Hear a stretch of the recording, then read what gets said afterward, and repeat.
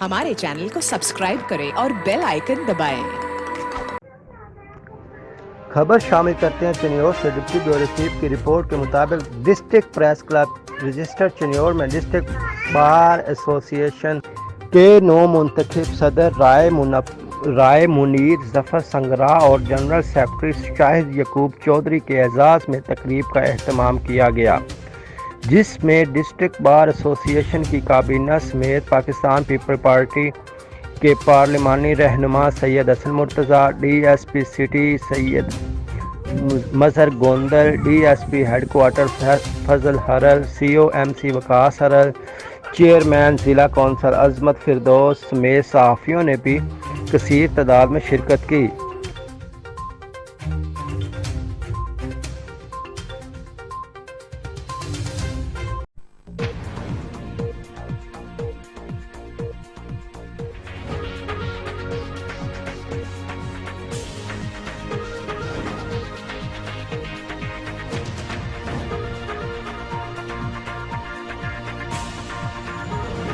आप देख रहे हैं मिशन न्यूज़, पाकिस्तान की आवाज़।